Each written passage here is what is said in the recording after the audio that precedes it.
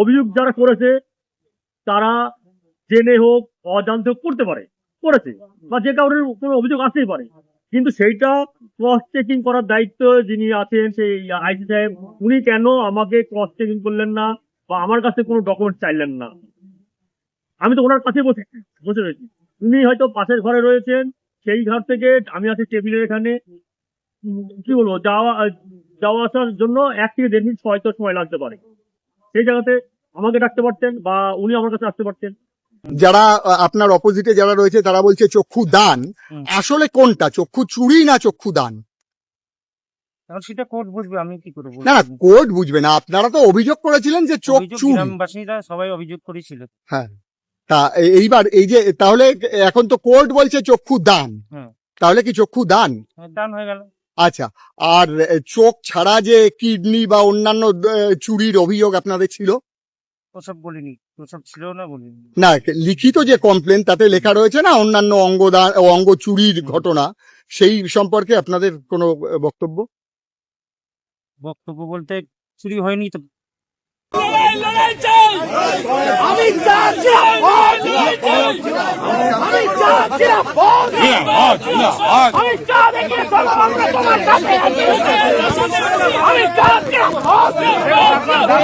The information provided by the speaker, presenter on the IDSC platform is for general information purposes only.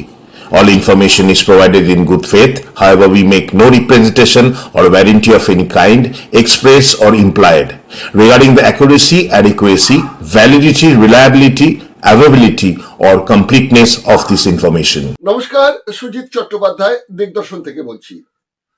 আমির চাঁদ শেখ নামটা সঙ্গে আপনারা ইতিমধ্যেই পরিচিত হয়ে গেছেন। কৃষ্ণনগরের কোতোয়ালি এলাকার একজন শিক্ষক এবং সমাজকর্মী আমির চাঁদ শেখ। তার মায়ের মৃত্যু হলো 8ই ফেব্রুয়ারি। তার মা যখন বেঁচে ছিলেন তার 2 বছর আগে, অর্থাৎ আমি 24 সালের কথা বলছি, 24 সালে অক্টোবর মাসে তিনি স্বেচ্ছায় চক্ষুদান করে গিয়েছিলেন। কেন, তার ছেলে এরকম সমাজসেবামূলক কাজের সঙ্গে যুক্ত, তিনিও পরিচিত ছিলেন বিষয়টির সঙ্গে। তিনিও ভেবেছিলেন যে মরে যখন মানুষ যায় তখন তার চোখ দুটোকে পুড়িয়ে লাভ কি, বরঞ্চ সেই চোখ থেকে আরো 2-1 দেখার সুযোগ পেতে পারেন, যার জন্য চক্ষুদান করেছিলেন।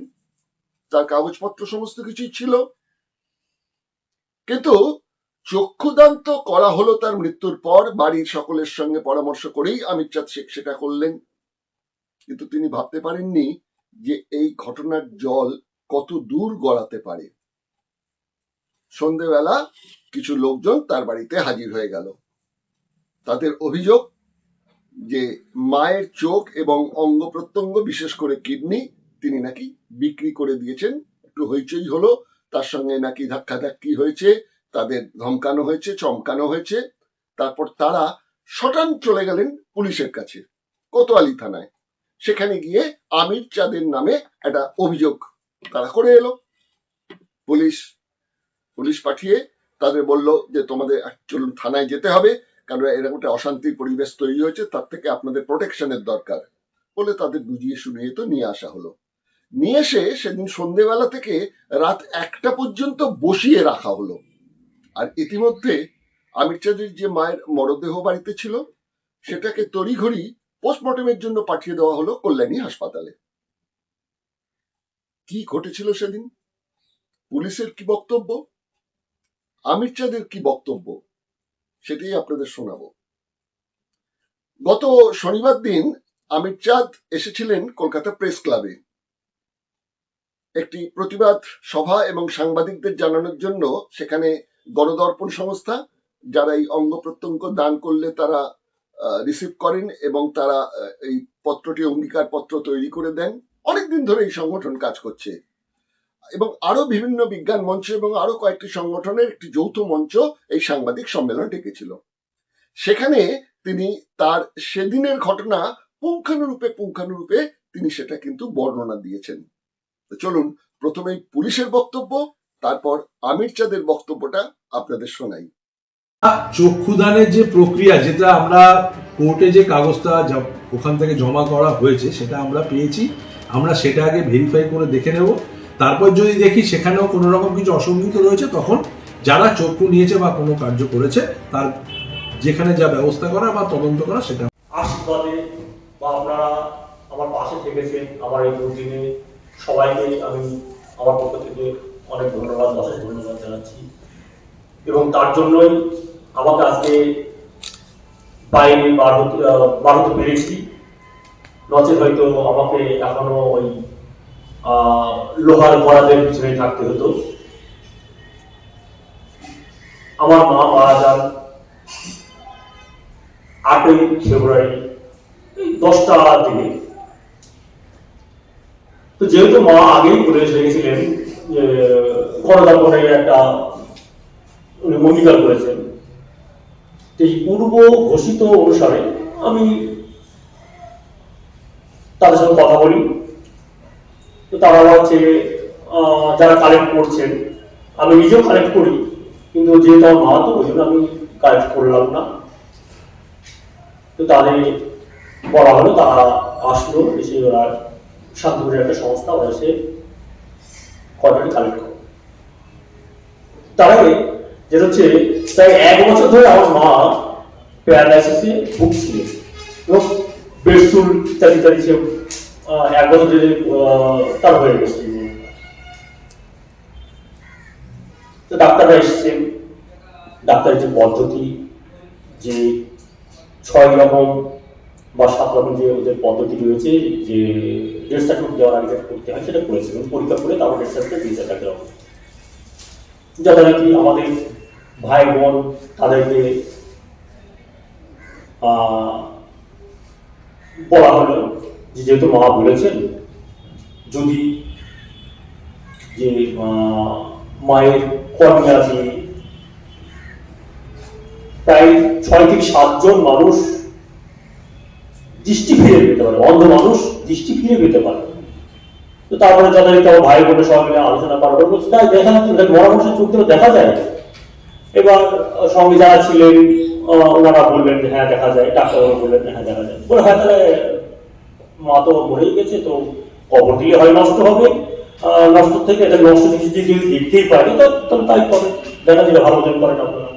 সেই মতো কর্মীরা কালেক্ট করেছে, তখন সম্ভবত ওই 3টে দিকে আশেপাশে হবে। তারপরে কর্মীরা নিয়ে চলে যায়। তারপরে যথারীতি মায়ের যে কবরস্থ করার যে পদ্ধতিগুলো সেগুলো চলছে। ছেলে এসে এরা মা বিক্রি করেছে, ওই চোখ বিক্রি করেছে ইত্যাদি ইত্যাদি করে অভিযুক্ত চিৎকার চালা শুরু করেছে। তারপর যথারীতি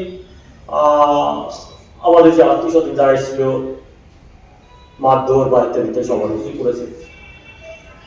তারপরে পুলিশ আসলে, যথারীতি পুলিশ এসে বললো যে যেহেতু আমাদের এখানে অনেক অভিযোগ চলছে, আপনাদের সেফটির জন্য নিয়ে যাচ্ছে। যখন থানাতে ঢুকি তখন 8টা, যখন থানায় ঢুকি তো তারা যথারীতি আমাদের বসে যদি রাখলেন ভালো।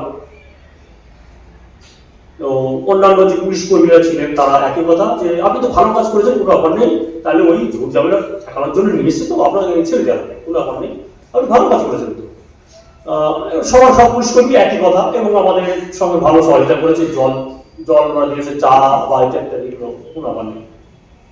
ঠিক রাত 1টার সময় অন্যান্য যে পুলিশ কর্মী আছে তাদের মধ্যেই শুনছি যে জানি না আইসি সাহেব কি সিদ্ধান্ত নিলেন, আপনি তো ভালো কাজ করেছেন, এই ধরনের আমরা আশা করি আইসি সাহেবের কাছে। এখন থ্রো এই কথা বললো আপনারা কালকে কোর্টে তুলবে, কোর্টে গেলে আমরা জামিন দিয়ে দেবে, যদিও আইসি সাহেব বললেন কোর্টে গেলে জামিন দিয়ে দেবে, তাহলে এখান থেকে আমি তো কোনো অপরাধ করিনি। জানি না আইসি সাহেব কি বুঝলেন, পুলিশ কর্মীরা যা আদার্স যারা আছে তারা একই কথা। তো আমার প্রশ্ন একটাই, আইসি সাহেব, আমি তো ওখানে মানে দূরেও নয়, আইসি সাহেব একটা পাশে ঘরে আছে, আমি পুলিশ টেবিলের ওখানে রয়েছি। ওনার ঘর থেকে আমার এই পুলিশ টেবিল পর্যন্ত আসা যাওয়া করতে হয়তো 1 থেকে 1.5 মিনিট সময় লাগবে। হয় উনি আসতেন বা আমাকে ডাক করাতেন, তো জিজ্ঞাসা একবার বলতে হবে যে পেশাটা কি, উনি জিজ্ঞাসা করেন। এবং হচ্ছে উনি যে পুলিশ কর্মীদের বলছে যে জানতো কি ওদের কাছ থেকে এই কাজ, ওরা এই সামনে যেটা বলছে যে এই কাজটা জানতো। এবার আমার কাছে সবকিছু আছে, মোবাইলে সফট কপি আছে, সেটা আমি পাঠিয়েছি, পিডিএফ আছে, পিডিএফ দিয়েছি। আবার আর এক পুলিশ কর্মী আছে, আপনি এই কাগজটা দিন তো, কি কি আর কাগজ আছে যাকে দিচ্ছি সবগুলোই হচ্ছে 4-5টা যে আমার কাছে পেপারসগুলো রয়েছে, তখন হচ্ছে ওই যথারীতি মোটামুটি কি বলবো। আমির সাহেবের বক্তব্য তো শুনলেন, কি ঘটেছিল সেদিনের ঘটনা।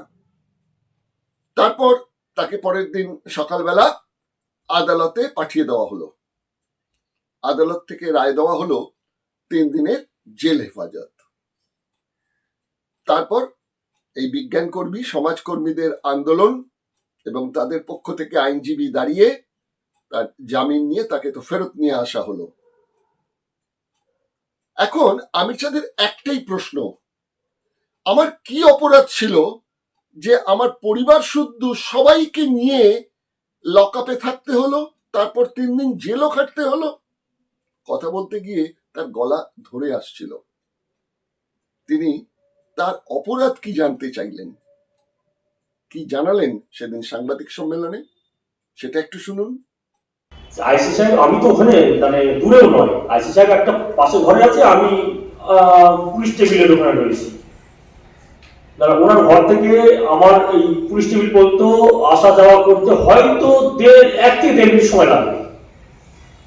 হয় উনি আসতেন বা আমাকে ডাক পড়াতেন, তো জিজ্ঞাসা একবার বলতে পারতো যে পেশাটা কি, উনি জিজ্ঞাসা করেন।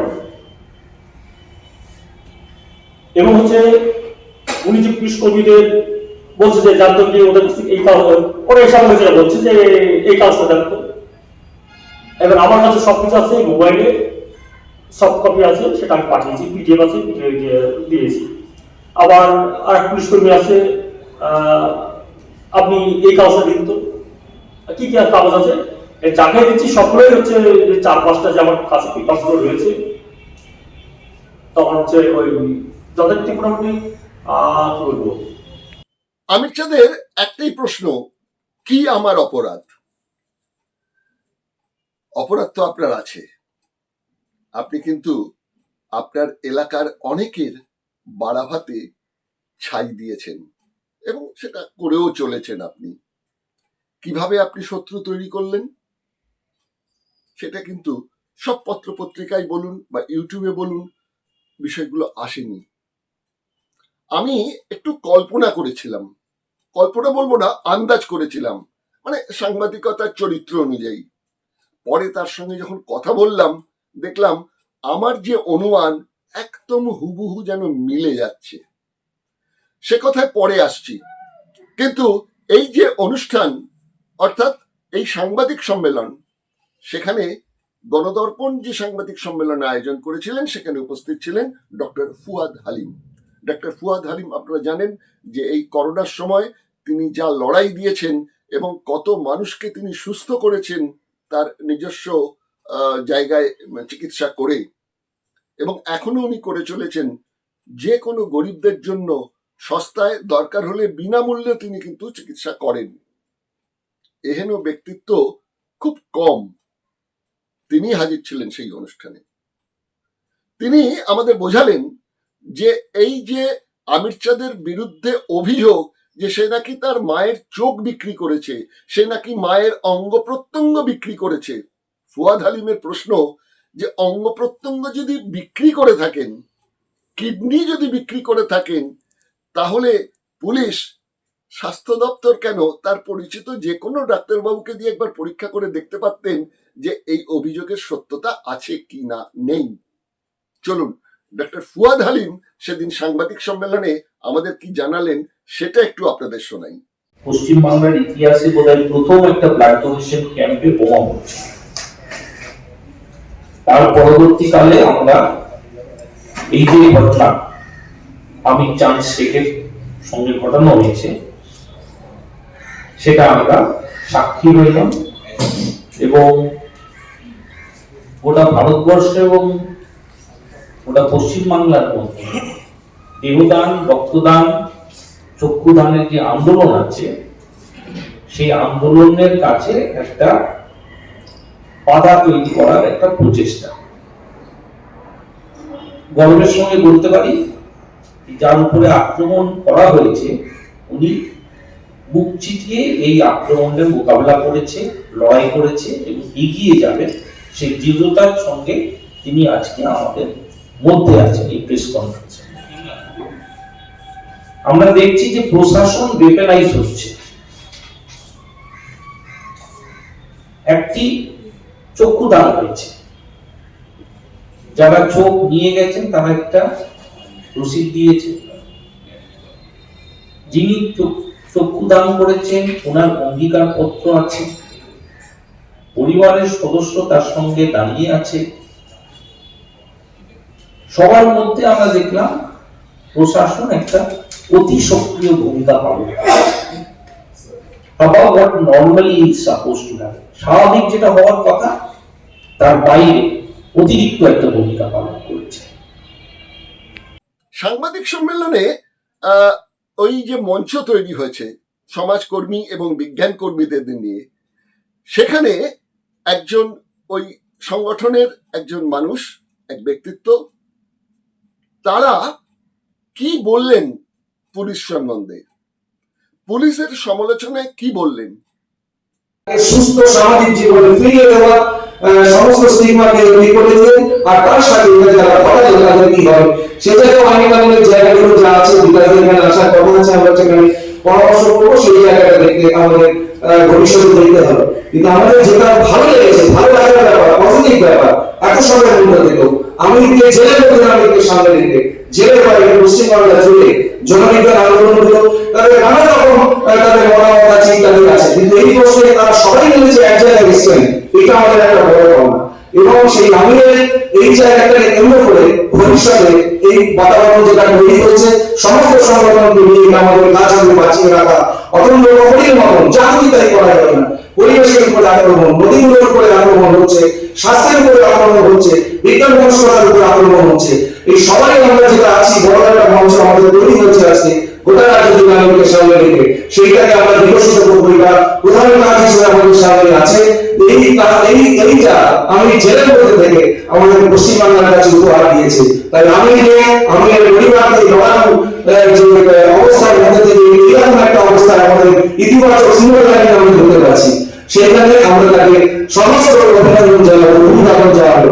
আজকে গণদর্পণ এখানে করেছেন, সবাইকে ডেকে নিয়ে যেখানে যেখানে গোটা রাজ্যের ক্ষেত্রে প্রতিটি জেলাতে এই কর্মসূচি হয়েছে।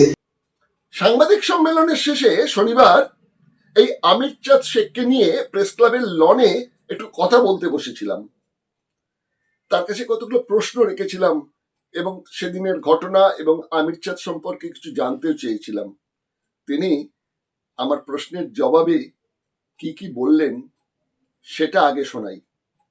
তার আগে শোনাবো প্রেস ক্লাবের ওই কনফারেন্সে আমি একটা প্রশ্ন করেছিলাম, সেই প্রশ্নের উত্তরে কি জানালেন ওই উদ্যোক্তারা, সেটা প্রথমে শুনুন, তারপর সরাসরি চলে যাব আমির চাঁদ শেখের সঙ্গে একটি ছোট্ট সাক্ষাৎকারে।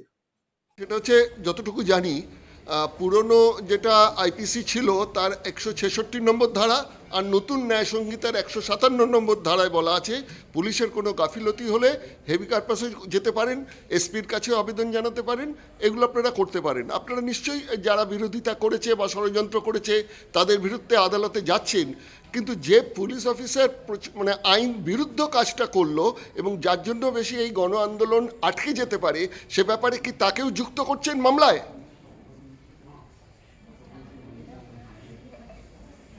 এটা হচ্ছে যে যদি আমরা প্রয়োজন হয় আমরা আমাদের লয়ারের সঙ্গে কথা বলছি যে পুলিশ অফিসারকে যুক্ত করার, তাহলে আমরা এক মুহূর্ত দ্বিধা করবো না, আমরা পুলিশ অফিসারকেও যুক্ত করবো এবং আমাদের ধারণা যুক্ত করা উচিত পুলিশ অফিসারকে। তার একটা নেগেটিভ ভূমিকা সাংঘাতিকভাবে এই সমস্ত ঘটনায় আছে।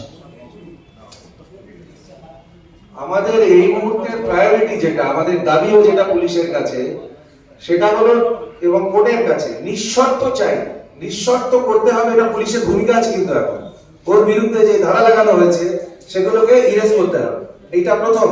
দ্বিতীয় হচ্ছে বা একই সাথে এই যে বেরিয়ে এসছে ও, সেখান থেকে তার গ্রামে তার যে স্টিগমা কলঙ্ক এই সমস্ত কিছু মিশিয়ে মানে দূরে সরিয়ে তাকে সামাজিক জায়গা থেকে প্রতিষ্ঠিত করা, সেইটা আমাদের কাজ হবে সংগঠনের, এবং তার সাথে প্রশাসনকে সেই দায়িত্ব সমানভাবে নিতে হবে।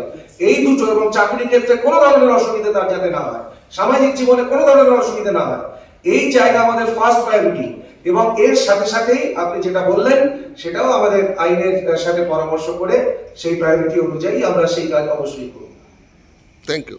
আজকে প্রেস ক্লাবে একটি সম্মেলনে এসেছিলেন অমিত চাঁদ। নতুন করে পরিচয় আর দেবো না, ইতিমধ্যেই তিনি কিন্তু নায়ক হয়ে গেছেন তার কাজের জন্য, এবং সপরিবারে তিনি প্রমাণ করেছেন যে আন্দোলনে সপরিবারে কিভাবে থাকা যায়। এ ব্যাপারে অবশ্য ওনার স্ত্রী এবং যারা পরিবারের বাকি যা আছে প্রত্যেকের সহযোগিতা উনি পেয়েছেন বলে অমিত চাঁদ এগিয়ে যেতে পারছেন।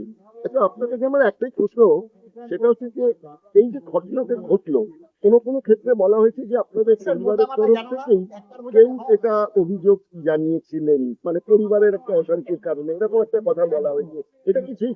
না, পরিবারেতে কেউ অভিযোগ করেননি। এটা হচ্ছে অভিযোগ যা করার করেছে পাড়ার ওই যে 10-11 জন ছেলে, এরাই করেছে। এবং পরের দিন অর্থাৎ 9 তারিখ সকাল খুবই মানে ভোরবেলা আর কি, যেটা বলা হয় 4:30-5টার দিকে, তখন ওরা আমার বাড়িতে যায়। যাওয়ার পরে আমার দুটো ভাই তারা বাড়িতে ছিল, তাদেরকে মারধর করার পরে ওদেরকে বলেছে যে তোদের আধার কার্ড গুলো দিয়ে এগুলো লাগবে, ইত্যাদি ইত্যাদি বলেছে। বলার পরে ওদেরকে হসপিটাল কোর্টে নিয়ে যাওয়ার পরে ওখান দিয়ে ওদের আধার কার্ড আর সঙ্গে একটা করে সাদা কাগজ লিখে জমা দিয়েছে যে আমরা কি জানি না, ওরা বিক্রি করেছে এই বিষয়। এটা হচ্ছে পরের দিন, অর্থাৎ যেখানে আমাকে অলরেডি আমার এগেনস্টে গ্রেপ্তারি জারি হয়ে গেছে বা কোর্টে আমাকে দিয়ে দিয়েছে, তো সেখানে নতুন করে তারা অভিযোগটা করলো কোথায়? আমাকে তো অভিযোগ তো রাত 1টার সময় করেছে ওই যে 10-11 জন যারা ছিল তারা, এবং তাদের পরিপ্রেক্ষিতে হয়েছে ওই অভিযোগের মধ্যে, অভিযোগপত্রের মধ্যে অন্য কারোর নাম নেই। আর দ্বিতীয়ত হচ্ছে আমার যে ভাই যারা করবে তারা তো অলরেডি আগে থেকে জানে। আমার ছোট ভাই সে হায়দ্রাবাদে ছিল, সে রাত 10টার দিকে বাড়ি ঢুকেছে, এবং তার ওয়াইফ ছিলেন আমাদের সঙ্গে, সবকিছু সবাই জানে, এবং ছোট ভাইয়ের সঙ্গে ফোনে কথা হয়েছে। এবং মেজো ভাই যেটা বলছিল সেও আমার সঙ্গে ছিল এবং ওখানে সই করেছে। মেজো ভাইয়ের ওয়াইফও ছিলেন, আমার অন্য যে বোন তারাও ছিল, তারা যেটা হচ্ছে ছোট বোন তখন আসেননি, তারপরে এসছে। তো সেও বলেছে যে তোরা যেটা ভালো বুঝেছিস সে করেছিস, এতে আমরা আর কি বলবো। সবচেয়ে বড় কথা যেটা হচ্ছে পুলিশ আপনাদের যে নিয়ে যাওয়ার পরে তো একবার আপনার সঙ্গে কথা বলবে, কিন্তু আপনি জানাচ্ছেন যে পুলিশ আপনার সঙ্গে কোনো কথাই বলেনি। না, এই ব্যাপারে আমাকে যখন 8টার সময় যখন থানার মধ্যে ঢোকায়, তারপরে থেকে অন্যান্য পুলিশ কর্মী যারা আছেন তারা একই কথা বলছেন, আপনি ভালো কাজ করেছেন, আপনাকে ছেড়ে দেওয়া হবে, কোনো সমস্যা নেই, সবার একই কথা। এবং ঠিক যখন 1টার সময় যখন আমার বিরুদ্ধে এফআইআরটা এসআই সাহেব করতে বলেছেন, তখন পুলিশ কর্মীরাই আবার বলছে জানি না এসআই সাহেব কি বুঝলেন, একই কথা সবার কথা, জানি না এসআই সাহেব কি বুঝলেন। তো জানি না এর ভিতর থেকে তাহলে উনি কোন স্বার্থে তার যে সহকর্মী তাদেরকে না জানিয়ে তিনি নিশ্চয়ই এর মধ্যে নিজের স্বার্থ চরিতার্থ করার জন্য এটা করেছে। আচ্ছা, স্বার্থের কথাই যখন বললেন তখন জিজ্ঞাসা করছি আপনাকে যে আপনি কি এই গণ আন্দোলনে যেটা জড়িয়ে থাকেন এবং এই চক্ষুদান বা দেহদানের প্রচারের কাজেও আপনি থাকছেন, তার আশেপাশে শুনছি যে আপনি ওখানকার যে নদী ভরাট এবং জলাশয় ভরাট এবং বালি তোলা এগুলোর বিরুদ্ধে আপনি অনেক আন্দোলন করে সেগুলোকে আটকেছেন। সেক্ষেত্রেও কি আপনার মনে হয় যে কোনো যোগসাযোগ থাকতে পারে, সেই আপনার বিরুদ্ধে ক্ষোভটাকে এইভাবে কাজে লাগানো হলো? হ্যাঁ, এটা থাকতে পারে। মানে এর যে সঠিক কারণ আমি কিন্তু কিছু বুঝতে পারছি না, মানে একাধিক অনুমান। হ্যাঁ, এবার এখনো পর্যন্ত যে জায়গাটা রয়েছে, এই যে 10-11 জন ছেলে যারা আমার এগেনস্টে গিয়েছে, এদেরকে যদি সামনে নিয়ে আসেন তো ওরা বলতে পারবে না যে ওদের পার্টিকুলার কোনো ক্ষতি করেছি কিনা আমি বা আমার পরিবার, কিন্তু বলতে পারবে না। কিন্তু আমি ওদের কি কি উপকার করেছি তার লিস্ট দিতে পারি, বা ওদের ফ্যামিলি, ওই ব্যক্তিদের বা ওর ফ্যামিলির কি কি উপকার করেছি সে আমি লিখে দিতে পারি। এবং হচ্ছে আমি ব্যক্তিগতভাবে আমার কোনো শত্রু নেই। আমাকে সবাই শত্রু ভাবতে পারে, কিন্তু আমার কোনো শত্রু নেই। আগেও ছিল না। ছোট্ট ছেলে, সেও নাকি এখন ট্রমায় ভুগছে, সে বলছে আমি বাড়ি যাবো না, বাড়ি গেলে আমার চোখ তুলে নেবে। সেও ওই আতঙ্কে রয়েছে, তাকেও এরা ভাবে উল্টো পাল্টা বলেছে, হুমকি। এবার ওই জন্য সেও এখন আতঙ্কে রয়েছে, সে এখন মামার বাড়িতে রয়েছে, কাজ করছে না। এবং হচ্ছে আমাকেও বা আমার ওয়াইফকে দেখেও অনেক টোনটিটকারি করছে। এখনো চলছে? এখন চলছে। কোনো প্রশাসন বা স্থানীয় শাসক দলের যারা থাকে বা কর্পোরেশন মিউনিসিপ্যালিটি যারা থাকেন, পঞ্চায়েতে যারা থাকেন, তারাও কেউ আসেন? না না, তারা কেউ আসেনি, তারা কেউ আসেনি। একমাত্র আমার এই সমাজকর্মী বা বিজ্ঞান কর্মী যে সমস্ত ভাই বন্ধু যারা আছে, এরা ছাড়া দ্বিতীয় কেউ আমার পাশে এখনো আসে। এবং হচ্ছে সৌজন্যবোধ ভাবে অন্যান্য যারা সাধারণ মানুষ তারা এসছেন, কিন্তু কোনো কি বলবো জনপ্রতিনিধি বা অন্যান্য যারা আছেন তারা কেউ এখনো আমার সঙ্গে কোনো কথা বলেনি বা আন্দোলন কর্মীরা বলছেন যে এই ব্যাপারে তারা মামলা করবেন, তারা শেষ থেকে ছাড়বেন এই বিষয়টা নিয়ে। সেখানে যারা যারা আপনার আক্রমণ করেছে বা যারা যারা আপনার বিরুদ্ধে ষড়যন্ত্র করেছে, সেই যে তালিকা, সেই তালিকার মধ্যে কি এই যে পুলিশের দায়িত্বে যিনি ছিলেন, যিনি আপনার সঙ্গে কোনো কথা না বলে লক আপ করে দিলেন, তারপর তিনি কোর্টে চালান করে দিলেন, তার নামটাও কি যুক্ত হবে? হ্যাঁ, ওনার নামটা আরো প্রথমে যুক্ত হবে। কারণ হচ্ছে অভিযোগ যারা করেছে তারা জেনে হোক অজান্তে হোক করেছে বা যে কারোর কোনো অভিযোগ আসতেই পারে, কিন্তু সেইটা ক্রস চেকিং করার দায়িত্ব যিনি আছেন সেই আইসি সাহেব, উনি কেন আমাকে ক্রস চেকিং করলেন না বা আমার কাছে কোনো ডকুমেন্ট চাইলেন না? আমি তো ওনার কাছে বসে রয়েছি, উনি হয়তো পাশের ঘরে রয়েছেন, সেই ঘর থেকে আমি আছি টেবিলের এখানে। কি বলবো, যাওয়া আসার জন্য 1 থেকে 1.5 মিনিট হয়তো সময় লাগতে পারে। সেই জায়গাতে আমাকে ডাকতে পারতেন বা উনি আমার কাছে আসতে পারতেন। তাহলে ততক্ষণ পর্যন্ত আপনার মায়ের দেহ বাড়িতেই রাখা না, ছিল? আমাকে যখন নিয়ে আসে আমার সঙ্গে সঙ্গে আমার মাকে নিয়ে এসে ওরা পুলিশ মর্গে রাখে। এবং পরের দিনকে কোর্টের বিচারপতি যখন আমাকে কি বলবো জেল কাস্টডিতে যখন পাঠায়, তারপরে আমার মাকেও হচ্ছে কল্যাণী হসপিটালে পাঠিয়েছেন পোস্টমর্টমের জন্য। তারপরে না, ওই দিন যে ছিলেন কি বলবো 9 তারিখে নয়, 10 তারিখে ওটা 10 তারিখে, তাহলে পুরো কি বলবো 8 তারিখে মারা গেছেন, 9 তারিখে পুরো ছিল, 10 তারিখে পোস্টমর্টম করেছেন, তখন 10 তারিখেই ওনাকে কবরস্থ করা হয়। আপনি এই গণ আন্দোলনের কর্মী হোক বা সাধারণ মানুষ হোক, তাদের কাছে এই মুহূর্তে কি বলবেন? একটা কথাই বলবো, বারবার করে বলছি, সেটা হচ্ছে পুলিশ প্রশাসন তাদের যারা ওই ধরনের পদে যারা আসীন রয়েছেন, তাদের একটু ভালো করে যেই আসুক না, যে অভিযুক্ত আসুক না, ভালো করে স্টাডি করে তারপর পদক্ষেপ করা উচিত, যেন সাধারণ মানুষের কোনো কি বলবো হ্যারাসমেন্ট যেন না করা হয়। আইন নিয়মের কথা বাদ দিচ্ছি, শেষ প্রশ্ন, আপনি কি মানবিক যে অমানবিক ঘটনা ঘটেছে সেটার ব্যাপারে কি মুখ্যমন্ত্রীর কাছে আলাদা কোনো চিঠি লিখেছেন বা তার কাছে আপনি কিছু আছে বলবেন? হ্যাঁ, আমি সে চিঠি লিখিনি, সেটা আপনাদের বিভিন্ন মিডিয়া বন্ধুদের মাধ্যমে আমি বারবার করে মাননীয় মুখ্যমন্ত্রীর কাছে অনুরোধ করছি যে এই যে 10-11 জন হামলাকারী, এদের এগেনস্টে এবং ওই যে কোতোয়ালি থানার আইসি তার এগেনস্টে ইমিডিয়েট আইনি পদক্ষেপ দিয়ে তাদের শাস্তি পায় সেই ব্যবস্থা গ্রহণ করুন। গ্রহণ করলে পরে শুধু আমি নয়, আমাদের এই যে সমাজকর্মী বা বিজ্ঞান কর্মী যে সমস্ত বন্ধুরা আছে, সবার পক্ষ থেকে আপনাদের ধন্যবাদ, অসংখ্য ধন্যবাদ জানানো হবে। এবং যদি না গ্রহণ করেন তাহলে জানবো যে প্রশাসন অর্থাৎ আপনার মদতে এটা হয়েছে, এর সঙ্গে আপনার যুক্ত আছে। এই হচ্ছে বিষয়। ধন্যবাদ। আপনাদের কাছে নিশ্চয়ই এতক্ষণে পুরো বিষয়টা খুব পরিষ্কার হয়ে গেছে, কিন্তু প্রথমে একটা আমি কথা বলেছিলাম, আমার একটা অনুমানের কথা বলেছিলাম, সাংবাদিকের দৃষ্টিতে যে অনুমানটা করা যায় সেটা কিন্তু বেশ কিছুটা আমির আলীর সঙ্গে যখন কথা বললাম দেখলাম যে 2 এ 2 4 হয়ে যাচ্ছে। ঘটনাটা কি আপনাদের কাছে একটুখানি খুলে বলি। আমির চাঁদ নিজে কিন্তু একটা ট্রেনিং নিয়েছিলেন, এই চক্ষুদান তিনি নিজেই করেন, তার একটা সার্টিফিকেট আছে, কিন্তু যেহেতু তার মা মারা গেছেন তিনি নিজে সেটা করেননি, তিনি অন্য সমাজকর্মীদের ডেকে নিয়েছিলেন, তাদের দিয়ে কাজটা করিয়েছিলেন। তার সঙ্গে সঙ্গে একটা সার্টিফিকেটও তিনি পেয়েছিলেন, যেটা তিনি সঙ্গেও রেখেছিলেন মোবাইলে, পুলিশ যদি দেখতে চায় তাদের দেখানোর জন্য। পুলিশ এসব দেখতে চায়নি। আপনারা পুলিশের কি তাদের বক্তব্য সেটা আপনাদের আগেই আমি শুনিয়েছিলাম, কিন্তু আমি যে সন্দেহের কথাটা বলছি সেটা বলেই অনুষ্ঠানটা শেষ করব। আমির আলী শেখ শুধু যে সমাজকর্মী হিসেবে অঙ্গদান বা চক্ষুদানের ব্যাপারে প্রচার করেন বা নিজের হাতেও অনেকের চক্ষুদানের কাজটি সম্পন্ন করেন তাই নয়, তিনি কিন্তু একজন পরিবেশবিদও। তার এলাকার নদীতে যে বালি চুরি কিংবা জলাশয় বুঝিয়ে কনস্ট্রাকশনের কাজ, এইসবের ব্যাপারেও কিন্তু তিনি খুব রুখে দাঁড়ান।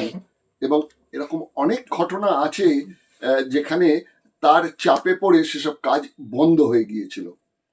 বাংলা একটা কথা আছে, চোরে চোরে মাস্তুতো ভাই। কে চোর আর কে মাস্তুতো ভাই সেটা নতুন করে আর কিছু বলার নেই। এমন কোনো ঘটনা নেই তো যে ওইখানকার যে গোষ্ঠীটি এই ঘটনাটা সাজালো, পুলিশের কাছে অভিযোগ জানালো, তারা কেউ এসবের মধ্যে জড়িত আছেন? কেন এলাকার খবর বলছে যারা অভিযোগ জানিয়েছিলেন তাদের মধ্যে অনেকেই গরু পাচার চক্রের সঙ্গেও জড়িত। আবার এমনও অভিযোগ রয়েছে যেখানে মাদক দ্রব্যেরও লেনদেন হয় এবং নিজেরাও মাদক টাদক ব্যবহার করেন। এরকম আমি বিশ্বস্ত সূত্রে খবর পেয়েছি, কিন্তু প্রমাণ তো দেখাতে পারবো না, সবই অনুমান বলতে হবে আমাকে। তাই অনুমানই বলছি, আপনারা দুয়ে দুয়ে চার করে দেখুন যে এতদিন তিনি যে কাজগুলো করেছেন অঙ্গদানের ব্যাপারে, সেখানে কোনো প্রবলেম হয়নি। তাহলে কি ওই যে তিনি সমাজকর্মী হিসেবে পরিবেশ রক্ষার জন্য যে কাজগুলো করেন, নদীর চরের ওই বালি তুলে নিয়ে যাওয়ার ঘটনাই হোক বা জলাশয় বুঝিয়ে বেআইনিভাবে নির্মাণের কাজই হোক, এগুলোর ব্যাপারে তিনি বিরোধিতা করেছেন এবং অনেক ক্ষেত্রে এগুলো রুখে দিয়েছেন, তার থেকেও একটা আক্রোশ ছিল। এবং সবচেয়ে বড় কথা, তিনি নিজেই বলেছেন যারা যারা আমার নামে অভিযোগ করেছেন তাদের আমি উপকার ছাড়া অপকার করিনি। সে বিদ্যাসাগরের কথা মনে পড়ে যাচ্ছে, যখন বিদ্যাসাগরকে বলা হয়েছিল যে আপনার বিরুদ্ধে এই ঘটনাগুলো হয়েছে, তখন তিনি বলেছেন কই, আমি তো চিনি না, আমি তো তাদের কোনো উপকার করিনি, এরকম কথা বলেছিলেন। তো যাই হোক, এখন এই আমির আলী শেখের যে ঘটনাটা আপনাদের কাছে বললাম, আমির আলী শেখ ভুল বললাম, আমির চাঁদ শেখ, তার সম্বন্ধে যে ঘটনাগুলো বললাম আর যে অনুমানটার কথা বললাম, সেটা কিন্তু অনেকাংশেই সত্য। এবার আপনারাই বিচার করে দেখুন। আর সবচেয়ে বড় কথা, তিনি কিন্তু জামিনে মুক্ত হয়েছেন, কেস চলবে, আবার তাকে আদালতে হাজির হতে হবে। যদিও শোনা যাচ্ছে যে বিকাশ বাবু তিনি কিন্তু আইনজীবী হিসেবে দাঁড়াচ্ছেন তার হয়ে কেস লড়ার জন্য, এবং ওই সংগঠনগুলি, যে জনসংগঠনগুলি রয়েছে, তাদের যারা কর্তা ব্যক্তি, তারাও বললেন যে আমরাও এর শেষ দেখে ছাড়ব। দেখা যাক এরপর ঘটনা কি দাঁড়ায়। যা যা ঘটবে আমি আপনাদের সামনে সেগুলো নিশ্চয়ই তুলে ধরব। যদি আপনাদের এই অনুষ্ঠানটি ভালো লাগে তাহলে একটা লাইক দেবেন, অন্যকে শেয়ার করবেন। আর অন্যকে শেয়ার করা শুধু অনুষ্ঠানটি দেখার জন্য নয়, এটা কিন্তু মনে করছি আপনারা যারা যুক্তিবাদে বিশ্বাস করেন, যারা বিশ্বাস করেন যে হ্যাঁ অঙ্গদান একটি মহৎ দান, কেন একজন অঙ্গদান করলে পরে তার থেকে আরো কয়েকজন কিন্তু উপকৃত হন। সেটা আমার সংসারে হতে পারে, আপনার ঘরেও হতে পারে, কিন্তু অঙ্গদানের যেই হিসেব পাওয়া যাচ্ছে সেগুলো কিন্তু খুব ভয়াবহ জায়গায় রয়েছে। 1 লক্ষ কেন 10 লক্ষ লোকের পেছনেও একজন দুজনের বেশি কিন্তু পাওয়া যাচ্ছে না। কিন্তু আমরা তো সচেতন পশ্চিমবাংলার মানুষ, আমাদের তো আরো বেশি করে এগিয়ে অন্য রাজ্যগুলোকে দেখিয়ে দিতে হবে। সেই যে কথা ছিল না, লোকলে বলেছিলেন বাঙালি বাংলা আজকে যা ভাবে বাকিরা কালকে ভাবে।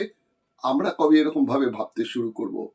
আর এই যে ঘটনাগুলো ঘটছে, এটা কিন্তু প্রথম এবং শেষ ভাবার কোনো অবকাশ নেই। আবারও হতে পারে এই ধরনের সমাজকর্মীদের যাতে এইভাবে আটকে দেওয়া যায়, যাদের হ্যারাস করা যায়, এইগুলোর চেষ্টা কিন্তু চলবে এবং এগুলো সুপরিকল্পিতভাবে চলবে। চলুন আমরা সকলে মিলে এর প্রতিবাদ করি এবং এই খবরগুলো সাধারণ মানুষের কাছে যেন ছড়িয়ে পড়ে, মানুষ যেন ঐক্যবদ্ধ হয়ে প্রমাণ করেন যে না, অঙ্গদান চলবে। বিজ্ঞানের এই অবদানকে, আমাদের আশীর্বাদ, এই আশীর্বাদকে আমাদের ছড়িয়ে দিতে হবে সাধারণ মানুষের মধ্যে। একটি অঙ্গদানের মধ্যে থেকে কিন্তু অনেকগুলো পরিবারের মুখে হাসি ফোটানো যায়, তাদের চোখে আলো দেওয়া যায়। আজ শেষ করছি এখানে। দিগদর্শন দশের পাশে দেশের সাথে। নমস্কার।